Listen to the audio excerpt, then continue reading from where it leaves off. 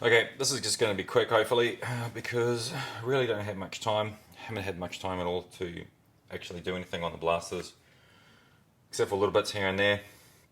Firstly, the first thing I want to touch on is high-speed mag motors. So I've had a lot of drama after installing high-speed mag motors, and the reason why is pretty simple: is the cog inside the mag is spinning so fast that it's not actually picking up all the gels, it's not actually feeding all the gels up the tube consistently, and so I was having a lot of drama with inconsistent rounds per second. So I'll show you a video of what was happening, and then I'll show you a video in slow motion of what was happening inside the magazine.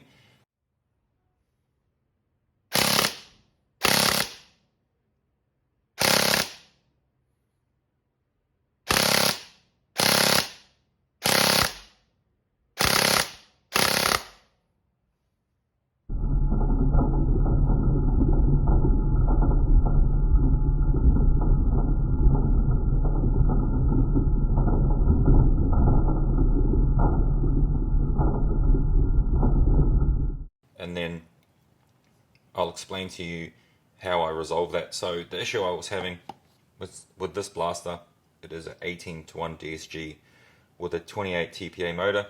So it's not overly fast. It is built for semi-automatic. It's built for trigger response, so the rounds per second is not incredibly high. I think it's about 32, 33. But you want consistent 32, 33. You don't want inconsistencies. And what was happening was I was just getting these random numbers, 15, 28, 24. It was not consistent. I worked out what the problem was that I installed high-speed mag motors into that magazine, or into those magazines. So what I did was, I was like, okay, well, maybe I can come up with another solution to suit different blasters, and what I came up with was an adjustable voltage magazine. So pretty much I put the adjustable voltage regulator on the bottom here. There's a little grub screw that adjusts the voltage that is fed to the magazine motor.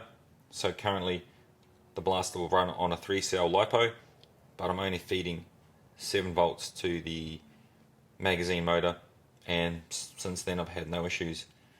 It's quite a nice little setup. I probably will look at doing a couple more. These, I think, were somewhere around $5, so I think that's quite a reasonable price, and it only took me, I don't know, half an hour, 40 minutes to actually work out how to install it. And now that I know how to install it, I could probably do it actually a hell of a lot faster. Anyway, it just slides inside the outer casing, like so, and then I can put my little kind of dust cover on the bottom, and then I've got the little grub screw. I drilled a little hole there so I can adjust it on the fly. So that's working really well. I'll show you the results of using this kind of setup.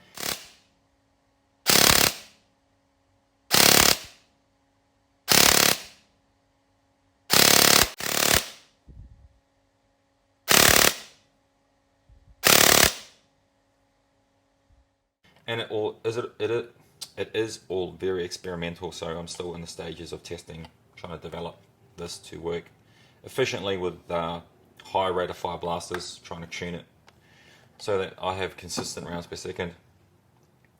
Right, secondly, I just finished this build. This is it's an SLR receiver. It's got an MK Tactical V2 gearbox. It's running Fighting Bro T-piece. I'm using Wells magazines. So it's running pretty good. It's very consistent on semi-auto. It's around the 330, 340 FPS.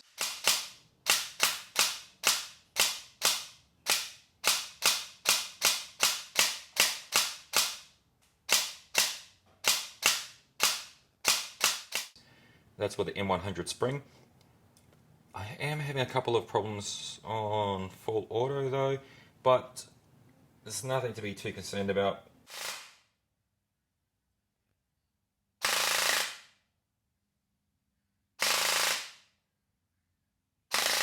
So it's just a little bit inconsistent, but I think it's because I have these gels and they've been sitting in here in the shed for like 2 weeks, and possibly that is the issue. So I need to grow some new gels. And retest. Hopefully that'll solve all my issues. It's running a 7.3mm barrel, and I'm using 7.1mm gels. So I'll show you some videos of that one. I did have this motor in there, Tiny 35,000, but it was too fast for my liking.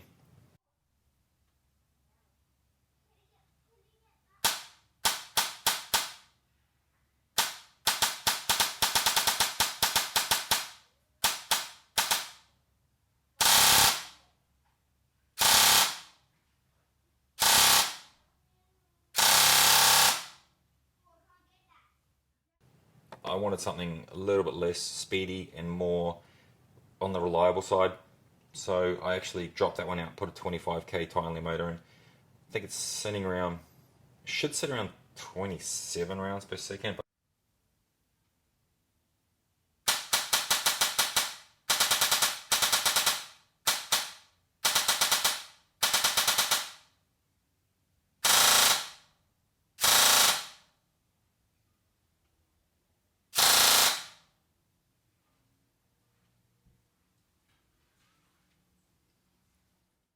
I picked up some of these.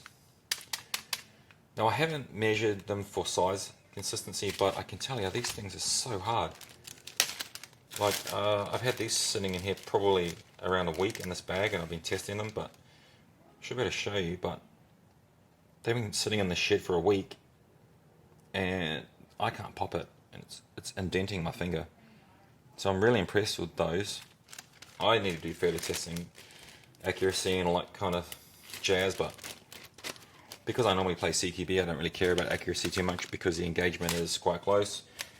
So yeah, I've got these two. I've seen these, picked up some of these. Apparently these are quite hard as well. I haven't tested any. They come in these cool little tubes. I think that's pretty neat, a little packaging gimmick, but you know, I care more about the hardness of the gel, make sure they suit my builds. But that's pretty much it. So yeah, I guess overall, before you go installing high-speed mag motors in all of your magazines, just consider whether you actually need them, because I don't really need them and I can kind of work around it. I've had nothing but issues since installing them into a lot of my magazines, so just a bit of food for thought really, I guess. Just consider, do you need them? Is your blaster performing okay? Maybe it's another issue. I mean, another factor is gel size, because, and this is just my thoughts really, is a lot of these magazines, I guess that cog was designed for maybe 7.4mm gels, and then all of a sudden we're using smaller gels, harder smaller gels, so maybe there's some issues with the pickup wheel, the cog not actually being able to grab those gels correctly. So I mean, you guys need to go out and do your own kind of like research and testing, work out what gels work best with your blasters, and I think pretty much a lot of people do that already. Anyway, that's pretty much it. I just keep this one short because like I said, I'm pretty time poor at the moment, and I'll try and do something a little bit more interesting next time.